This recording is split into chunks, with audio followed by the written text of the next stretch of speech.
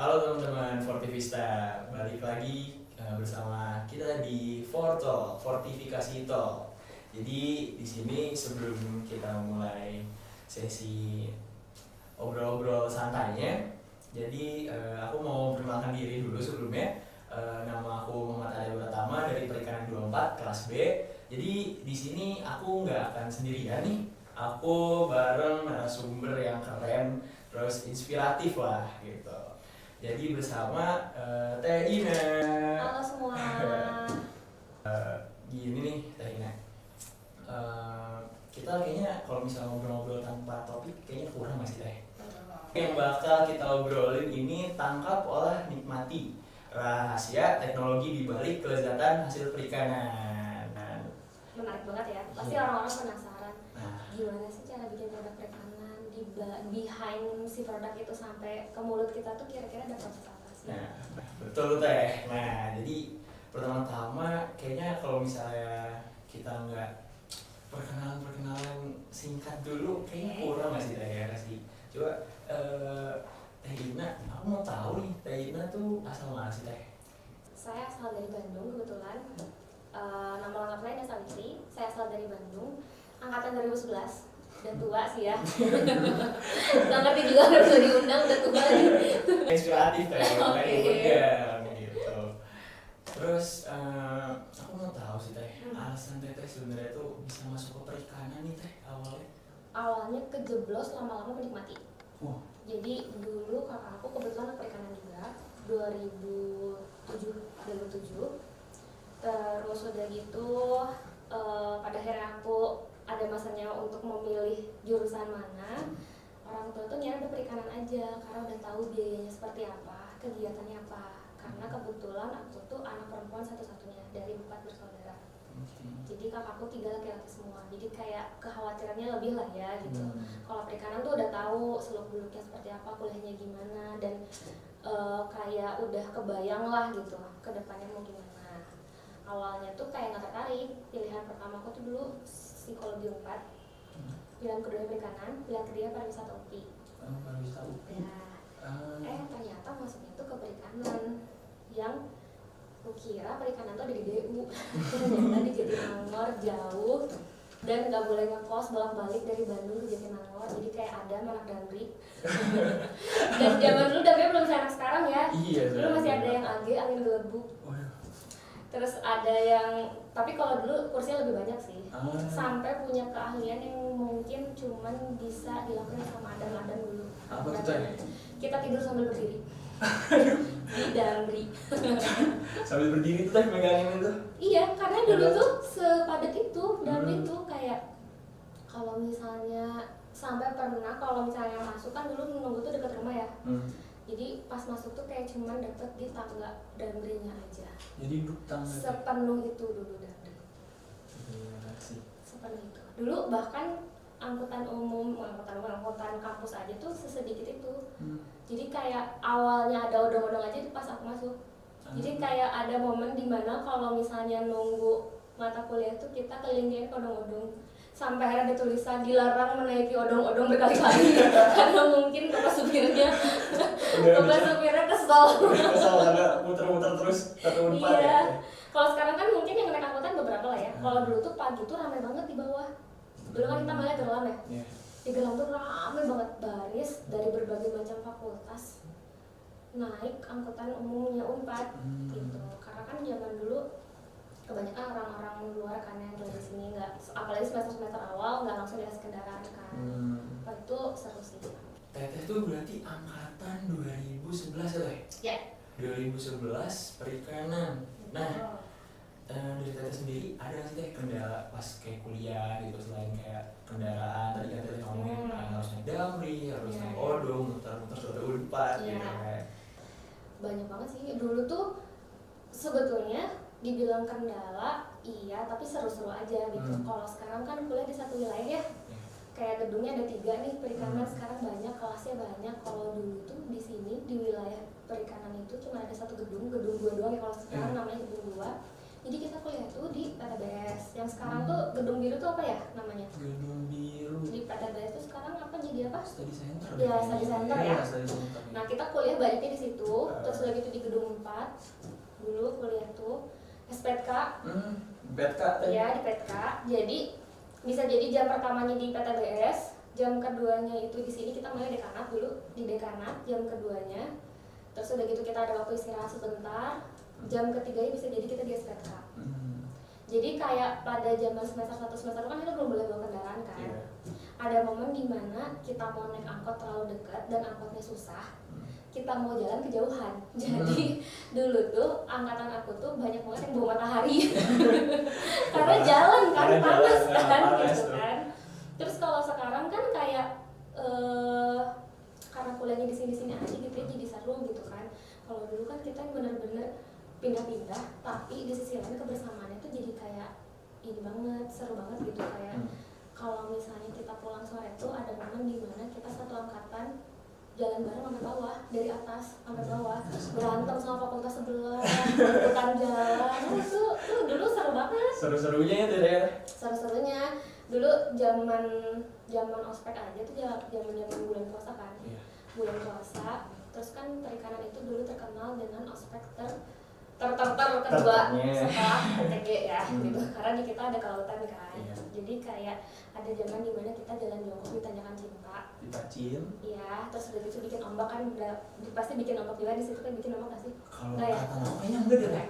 Kalau aku jalan jongkok loh dari situ ke atas gitu kan, jalan jongkok sampai akhirnya itu karena lagi bulan puasa kita batal bareng minum air keran di SD itu di dekanat situ. Jadi mau sholat wudhu semua pada bingung.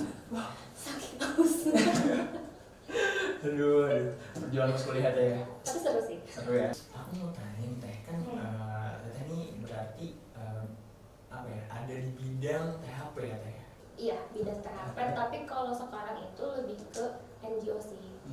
Jadi kita kerjanya keliling Indonesia. Kita masih di bidang aku masih di bidang pengolahan, tapi bukan cuma perikanan, tapi perikanan juga. Aku mau nanya nih teh, kayak seberapa jauh nih teknologi penangkapan ikan di Indonesia gitu. Terus yang udah berkembang dibanding 10 tahun yang lalu. Oke. Kalau sekarang tuh lebih enak ya, maksudnya tuh dari sisi alat-alatnya udah pasti lebih canggih. Kalau dulu kan nelayan itu nyari ikan pakai insting, kayak perginya aja nggak pakai peta. Kalau sekarang udah mulai pakai GPS. Terus udah gitu sekarang alat tangkapnya juga sudah mulai aware terhadap lingkungan. Jadi udah banyak juga yang ramah lingkungan. Terus yang paling penting bagi pengolahan ya, sekarang itu udah banyak nelayan-nelayan yang aware sama pasca penangkapannya. Minimal dia bawa cool box. Kalau enggak misalnya di kapalnya udah ada palkanya, bawa es dan lain sebagainya. Kalau dulu tuh enggak. Jadi kebayang kita ada tinggal di Bandung, mereka masih belum ngerti nangkap ikan itu pasca panennya harus seperti apa, nggak pakai es, kita tinggal di Bandung itu ikannya udah berapa tahap tuh nyampe Bandung memang masih segar, makanya pasti banyak yang alergi gitu. Tuh. Kayak apa ya, dari 10 tahun yang lalu tuh masih tradisional ya teh. Iya betul. Kalau zaman dulu aku masih ikut nelayan loh, praktikumnya. Ngelihat nelayan nangkap ikan semalaman sama nelayan di kapal 5GT. Wah, satu kelompoknya 3 orang. perjuangan banget tuh teh. Ya, terus udah itu kalau di laut tuh percayalah, ketika malam-malam di laut nggak ada lampu, semua gelap, kayak kita tuh nggak bisa lihat. Wah, Iya. Gila ya berarti perjuangan pas teteh kuliah nih. Seru loh dulu. Seru tapi ya teh. Praktikumnya Kayak ke tengah laut sama nelayan berarti ya teh. sama nelayan. Itu tuh kita pergi abis isya, pulangnya subuh. Jam 4. Nyampe daratan tuh jam 5, jam setengah 5. Jadi kita menebar dulu, nanti sambil pulang jaringnya diambilin dulu. Kebetulan kalau aku nangkep ini rajungan. Rajungan. Iya, rajungan. Berarti sekalian praktikum ya. Ya, setradisional itu loh dulu. Tradisional itu. Kalau sekarang kan aku ada fase di mana keliling-keliling pulau juga kan. Nelayan sekarang tuh udah mulai teknologinya udah canggih banget sih. Kayak mereka udah pakai GPS, mereka tahu mereka ada di titik mana. Karena kan apalagi kalau di pulau terluar tuh kan ada yang namanya batas negara kan. Ada yang boleh dilalui, ada yang enggak gitu. Terus aku mau tanya nih teh, kayak tantangan terbesar yang dihadapi nelayan Indonesia nih. Terus dalam mengadopsi teknologi baru tuh apa?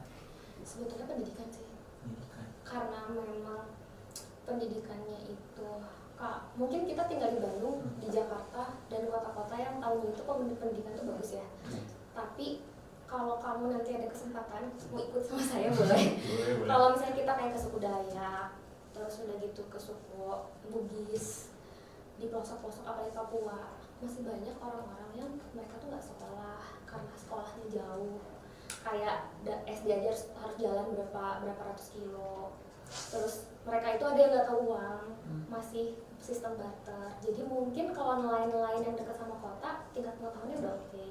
Tapi kalau kayak nelayan-nelayan di pelosok, tingkat pengetahuannya kan masih di bawah standar. Makanya ketika ada teknologi baru pun, terkadang mereka masih sulit untuk mengikuti teknologi tersebut.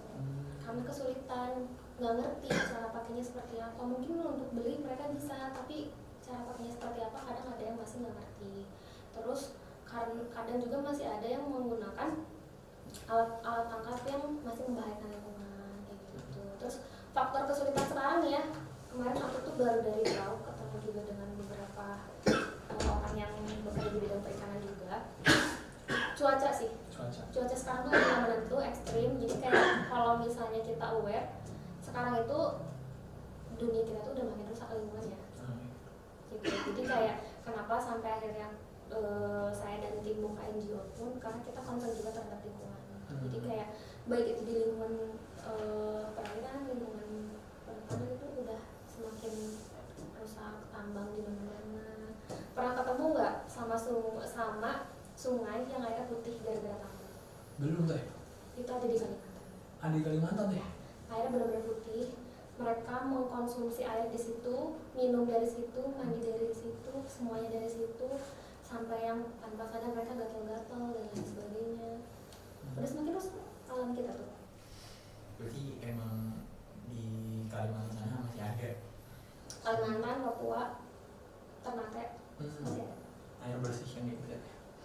Terus aku mau nanya nih teh, perbedaan teknologi pengolahan ikan tradisional sama modern. Oke.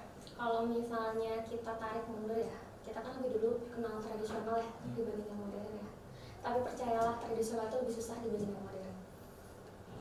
Karena tradisional itu kan berputar di seluk-beluk penggaraman, terus dari itu pengaringan, fermentasi, yang sebetulnya salah-salah bisa gagal. Kayak misalnya kalian suka beli pedang merah nggak sih di pasar? Mungkin kayak kalau misalnya orang yang kaya yang nggak suka ikan asin, yang gengsi beli ikan asin, apa sih beli pedang merah? Tapi kalau kamu tahu cara bikin itu susah loh. Oh iya teh. Susah banget loh. Ada loh yang penelitian pedang merah sampai membutuhkan ikan beratus-ratus ekor karena gagal terus. Susah banget loh bikin pedang merah tuh. Jadi kayak sebetulnya lebih sulit tradisional dibanding modern.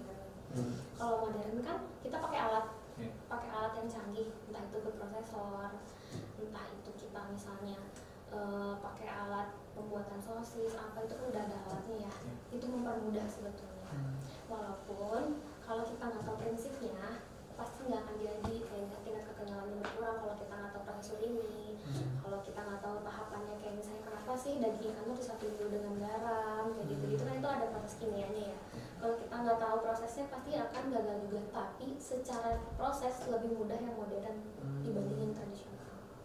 Dan yang modern itu lebih banyak digemari dibanding yang tradisional. Ternyata ya, berarti perbedaannya ya teh. Nah, terus sia di balik tekstur surimi yang bisa dibentuk jadi berbagai produk nih teh, kayak bakso otak-otak atau kayak crab stick itu apa? Sebetulnya yang pertama yang paling mendasar adalah dari kesegaran ikannya sih. Dari kesegaran ikannya juga itu harus dipertimbangkan. Dari cara kita pencuciannya, karena kan surimi itu mau dagingnya warnanya merah pun kita harus ubah jadi warna putih kan. Biasanya itu kita melakukan pencucian berulang-ulang menggunakan air es yang dicampur dengan garam. Kenapa dicampur dengan garam? Karena si garam ini nantinya akan bereaksi dengan protein sehingga membentuk tekstur kenyal. Nanti kamu belajar deh di pengolahan itu nanti ada proses kimianya seperti apa. Terus udah gitu, nah biasanya kalau misalnya mau langsung dipakai nggak perlu dikasih tambahan bahan pangan lagi. Tapi kalau misalnya mau disimpan lama, setahun, 2 tahun tuh perlu ada bahan tambahan pangan lagi. Yang paling mudah dilakukan itu ditambahin gula sedikit. Paling mudah dilakukan. Yang maksudnya kayak pakai bahan tambahan alami deh gitu. Itu paling mudah dilakukan. Baru tuh nanti kita bisa simpan di freezer sampai bertahun-tahun. Terus bagaimana nih Teh, kalau teknologi itu memungkinkan nggak sih limbah ikan dimanfaatkan jadi produk bernilai tinggi menurut Teh? Memungkinkan banget sih. Dulu tuh saya zaman mahasiswa tuh ngulik banget ya, kayak kadang kan di Diastos praktikum gitu ya, terus udah gitu kayak ada sisa tulang, terus udah gitu ada sisa kulit udang gitu, kayak kulit udang aja bisa dibikin kitosan. Kitosan itu kan kayak sekeren itu ya manfaatnya ternyata buat anti kanker dan lain sebagainya. Terus udah gitu kayak si tulangnya aja tuh bisa dikonsumsi jadi tambahan kalsium, bisa juga si tulang ini dijadiin kerajinan. Sisiknya aja bisa kita jadiin kerajinan, kita tinggal warnain terus jadi lukisan dan lain sebagainya. Jeroannya bisa kita ubah jadi pupuk, bisa kita ubah jadi pakan. Sebetulnya tuh nilai jualnya tuh bisa jadi jauh lebih tinggi kalau misalnya memang kitanya mau untuk mengolahnya sebetulnya. Terus gimana ya Teh menurut Teh nih cara terbaik mengolah ikan nih jadi tepung ikan yang berkualitas buat bahan pangan? Sebetulnya yang paling penting adalah balik lagi ikannya harus segar biar proteinnya juga kita maksudnya lebih terjaga lah ya gitu. Sama harus dijaga setiap prosesnya sih, kayak dari mulai kesterilannya, kebersihannya gitu. Karena kan sekarang ada banyak banget ya alat yang bisa digunakan. Sebetulnya teman-teman tuh sekarang yang masuk perikanan lebih enak ya, karena alatnya lebih canggih. Kalau dulu kan kayak kita setradisional itu gitu ya kuliahnya.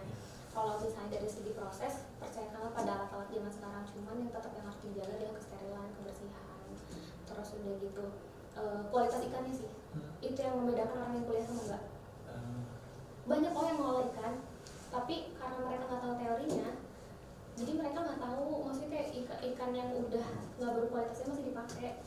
Karena pengolahan ikan itu setriki itu, kenapa? Karena ikan itu busuknya dalam waktu jam, bukan dalam waktu hari loh, gitu. Dalam waktu jam. Kalau nggak dikasih air itu udah pasti ada prosesnya. Jadi dari mulai proses dari segar ke pre-rigor sampai ke rigor tuh cepat sebetulnya itu karena apa? Karena proteinnya sangat tinggi. Terus tadi udah dijawab sih. Sebenarnya ini penasaran aku aja nih sebenarnya cara mengolah tulang ikan jadi produk yang bisa dikonsumsi itu Teh. Banyak banget sih. Waktu itu tuh aku sempet bikin juga si tulang, bantuin temen skripsi dulu, ada temen seangkatan dia bikin pempek, tapi bingung nih mau dikasih tambahan apa. Sampai akhirnya karena pada saat itu aku bikin kamaboko yang notabene ada limbah tulangnya, si limbah tulangnya ini kita presto dulu. Udah di presto kita keringin pakai oven, kita jadiin tepung, dikasih tambahan untuk bikin pempek. Pada saat itu misi kita adalah banyak banget ibu hamil yang harus mengkonsumsi pil kalsium. Yang notabene si pil kalsium itu tuh ketika kita mengkonsumsi itu banyak efeknya. Ada yang susah buang air besar dan lain sebagainya. Dan rasanya kan kurang enak ya, namanya juga obat ya. Gimana caranya kita bisa ngasih tambahan kalsium tapi dengan rasa yang enak. Banyak banget loh kalau udah jadi tepung tuh, bisa kamu bikin brownies, bisa kamu bikin cookies, itu banyak banget.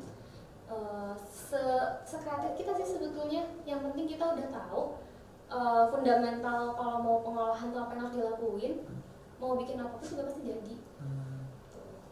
Dan saya pun waktu itu pas bikin skripsi, percaya nggak percaya, saya skripsi itu dikasih uang sama orang tua saya 500.000.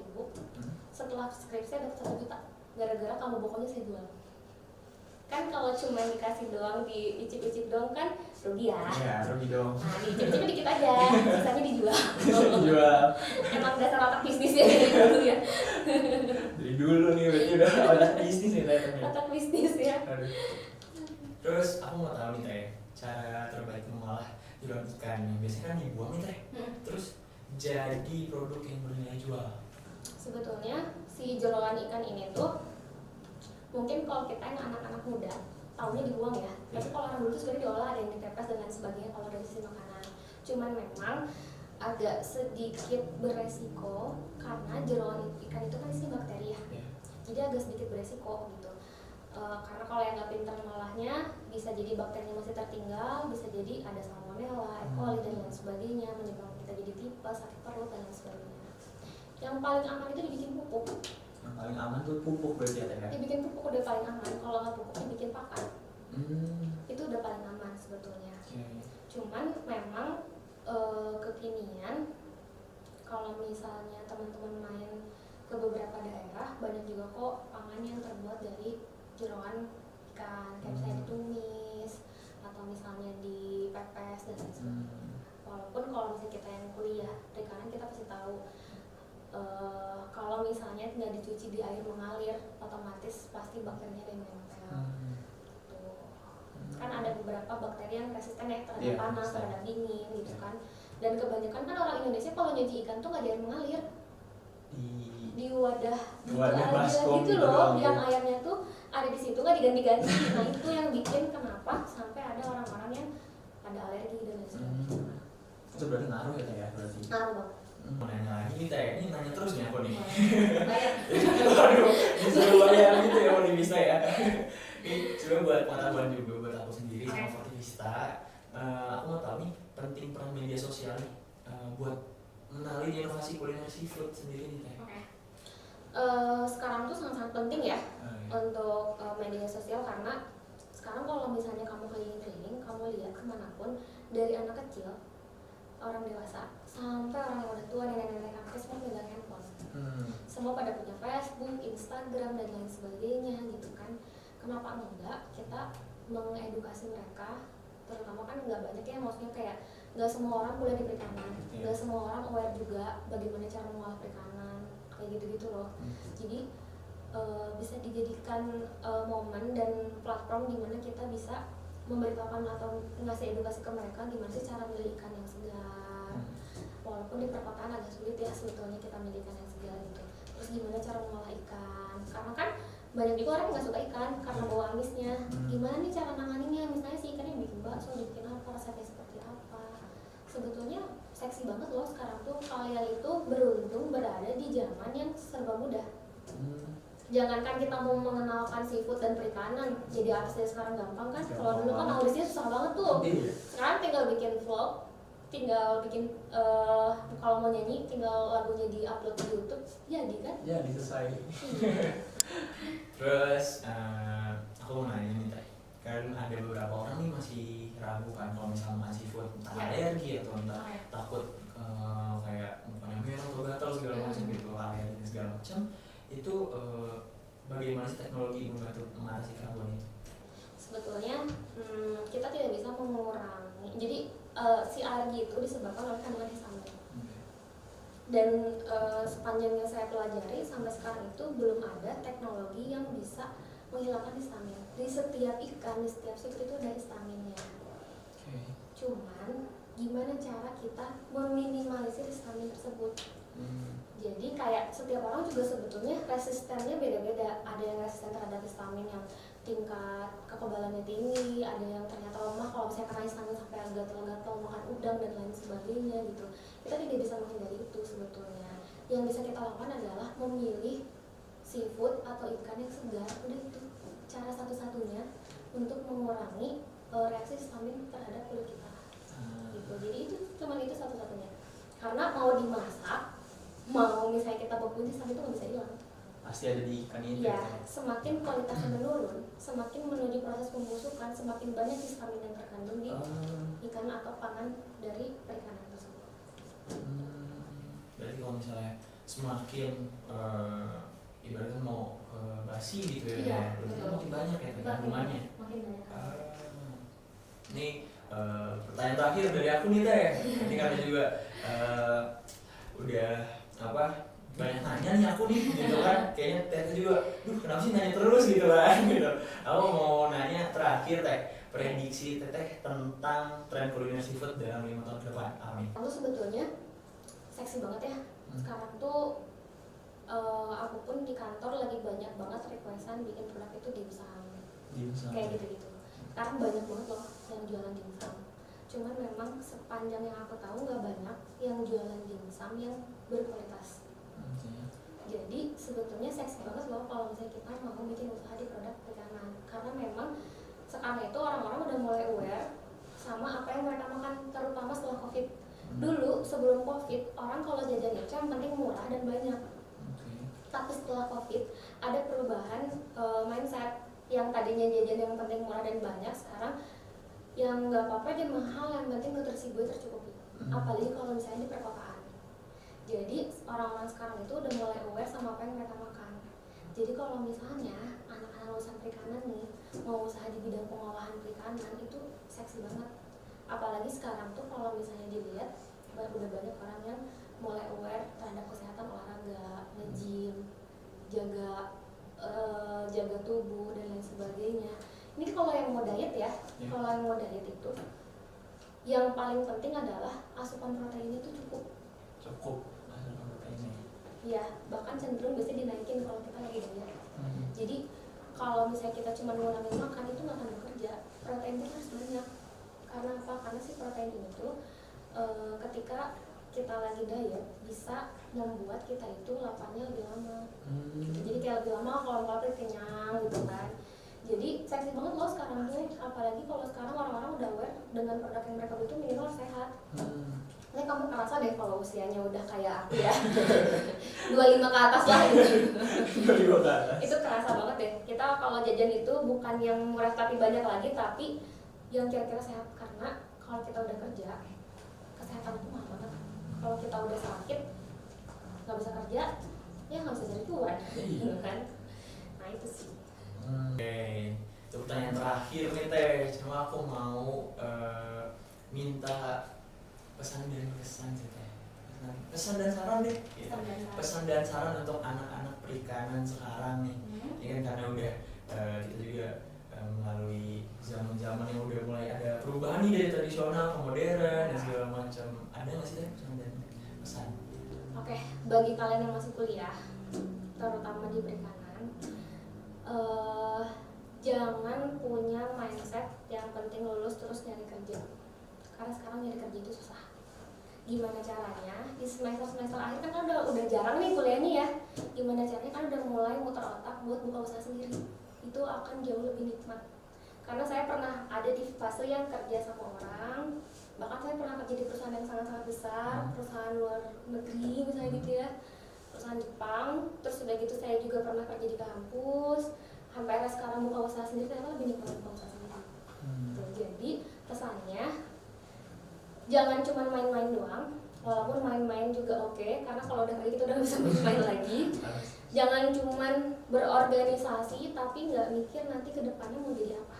Harus dipikirin dari sekarang, karena nyari kerja itu sekarang susah loh. Tuh. Jadi bisa jadi nih kalian dulu juga aku pun dengan teman-teman berawal dari komunitas kok gitu. Kenapa enggak dari UKM yang teman-teman kayak fortifikasi, karamba dan lain sebagainya, itu kan termasuk organisasi dan bisa dibilang komunitas lah ya gitu. Kenapa enggak diseriusin buka usaha bareng-bareng? Itu bakal jauh lebih seksi loh gitu. Seneng banget loh kayak diundang di perikanan. Karena biasanya itu sering ke Unpad tapi bukan perikanan. Aduh, di mana aja tuh tadi kalau misalnya di Direktorat kayaknya sering, terus bekerja sama Orange juga lumayan sering. Terus di Fakultas Ekonomi, Vkom dan lain sebagainya tuh sering, makanya seneng banget sering-sering ya mengundang teman-teman. Aduh. Jangan lupa datang ke kantor kita juga. Di mana tuh Teh kantornya itu? Di daerah Buah Batu, Jalan Selontongan 2 nomor 5B. Teman-teman, bagi teman-teman mahasiswa yang mau tahu dunia per-NGO-an, yang cinta akan lingkungan, jangan cuman ikut komunitasnya pecinta alam tapi tetap buang sampah di gunung. Coba ikut perjalanan kita. Kita biasanya keliling Indonesia ke pelosok-pelosok, bantu masyarakat Indonesia yang masih ada di pelosok yang kesulitan ekonomi, yang mereka itu masih belum terjangkau sama pemerintah untuk meningkatkan taraf hidup mereka. Jadi bukan cuma dunia perikanan, memang ada dunia-dunia lain juga seperti perhutanan, pertanian dan lain sebagainya, teman-teman boleh loh main ke kita kalau misalnya mau tahu. Jangan lupa follow juga Instagramnya tle_koprof. tle_koprof. Jangan lupa di follow guys. Terus Banyak banget di situ perjalanan-perjalanan kita. Kalau teman-teman yang di sini biasanya mainnya ke Pangandaran dan lain sebagainya, kita udah pernah main ke laut-laut yang ada di timur tuh indah banget teman-teman. Jadi jangan cuman ke luar negeri, mainlah ke seluruh Indonesia. Lihat keindahannya di Instagram kita. Jangan lupa di follow sama lihat Instagramnya guys. Banyak banget kegiatan-kegiatan gratis yang bisa diikutin juga loh. Emang bermanfaat banget nih teh, ya kan untuk kita perikanan nih barangkali ada yang main kan, ada yang mau tahu juga. Mau ikut boleh. Tuh ada yang mau ikut guys. Mau ikut jalan-jalan ke luar kota yang kalau misalnya kita mau ke sana tuh mahal, kita jalan-jalan gratis dan dibayar. Oke. Karena kita juga udah di penghujung acara nih teh, jadi terima kasih banyak banget untuk Teh Ina udah hadir di Fortalk hari ini. Sama-sama. Terus kayak udah berbagi juga cerita inspiratifnya. Terus tadi mau ditanya-tanya soal dunia perikanan ini gitu kan. Terus teknologi juga. Paling untuk Fortivista aku Muhammad Rai Pratama dan Teh Ina pamit undur diri. Terima kasih untuk mendengarkan Fortalk hari ini. Kurang lebihnya mohon maaf. Bye bye. Terima kasih semua.